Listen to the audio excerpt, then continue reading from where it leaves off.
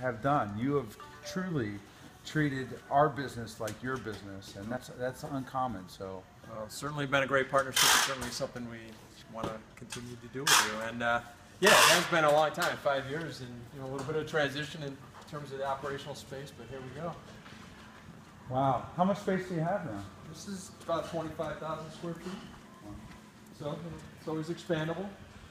And again, as we showed you, is this all SCOTTeVEST right here? No, this is the beginning of it, and it just extends as we'll walk down the aisles. But this in here is all SCOTTeVEST. It's bin product for every different size and color SKU for the different items.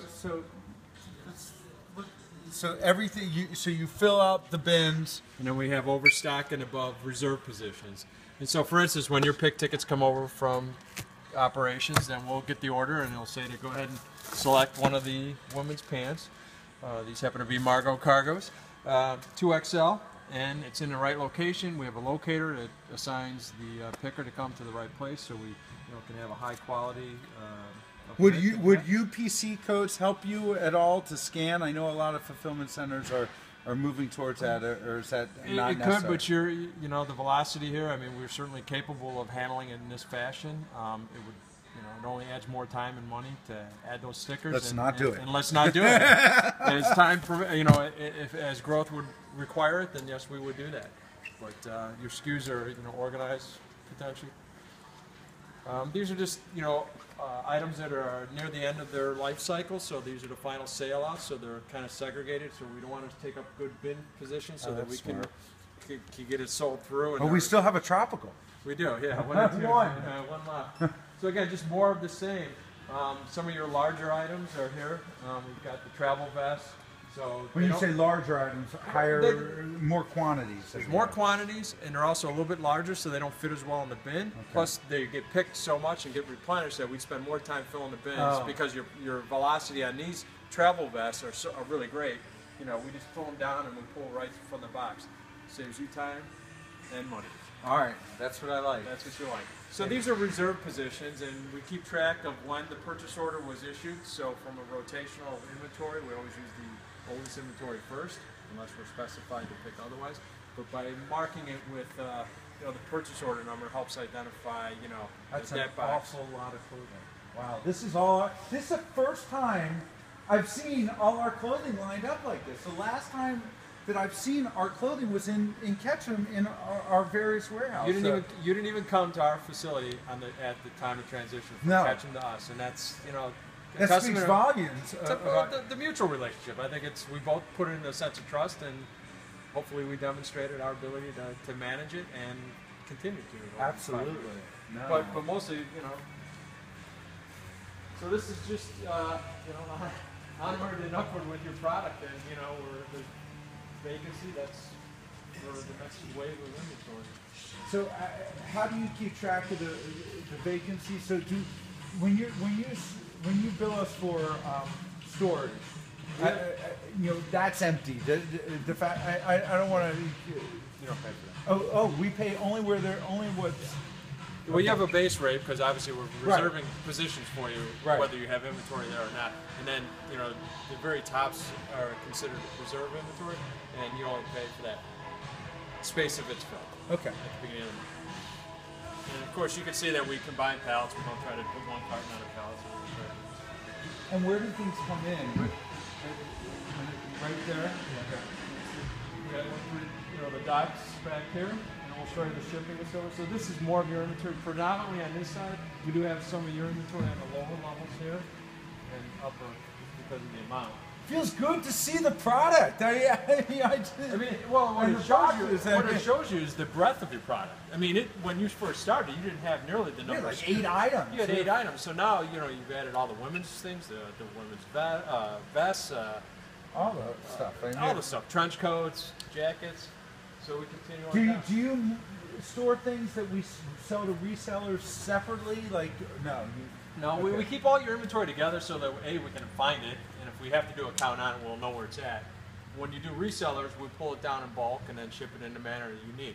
Sometimes we're doing the labeling for you, so we're putting the barcodes on if it's a Think Geek or Magellan's order, others. This is the prepped trade show for Is this LA? This is San Francisco. This is Oh, Santa you're already Clara. getting that set up. Good. Well, it needs to be here by the 17th, which is next Friday. Okay. According to the instructions, I'm just waiting on confirmation of how this wants to be shipped from. Oh, So awesome. So so the then returns, how that okay. comes together. So as long as we're over here, so the Yep. orders went through, came through the packing process, and then are now headed out to the shipping. So one person picks, another person packs. Paul, can you have an order for Paul? It's a good looking SCOTTeVEST, by the way, Paul. Yeah. Paul, this is Scott Jordan. Hi, Paul. How Nice you to doing? meet you. Thank you for all your work. I Sure. appreciate it. Do a great job. So your packages will go out like this, obviously in your branded poly bag for the consumer orders. This is your order number, which we scan, and then we fix the shipping label or postal. Is there any way to put the shipping label so it doesn't block the logo or is that not? Yeah. We didn't really design it so that. Well, it's not really designed for that because to both get the sides, backside. but you know, typically we try to put them in a spot that doesn't cover the logo. Right. And this one, so it just Yeah. happened to be that particular bag, and it depends on what's inside. So this is today's orders. yes. Get a This is video. today's orders. Is this a good day or a bad day? Or an average day? It's a light day today. Yeah, right. All right. Monday we had 3 of these go out. Is that right? Yeah, and So we all used this. Yeah, filled up to the top. Plus, we had another pallet of boxes because there were leather jackets being shipped out and hats and all the like. So we had a busy Monday was That was because Laura calls it my sale. Yeah, your Yeah. sale. It was a big day. Yeah, because So, I'm the one who said, let's do this. Let's have a sale. and you know, I want to thank you for being able to shift and pivot so quickly. A lot of other 3PLs, you would have charged a premium or need a 2-week notice, and don't think about that for the contract. Yeah, no. Give me some ideas. No, I mean seriously, it's just it's about trying to service the need, and that's what we do. Bye, Kate.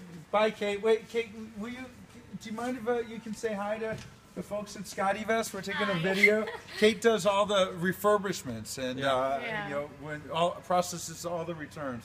I really, really, really appreciate it. Thanks again. Thank you. Thanks, Bye. Kate. Bye, Have a nice Kate. weekend. Thank you. So the return products, predominantly size exchanges, etc., come back here.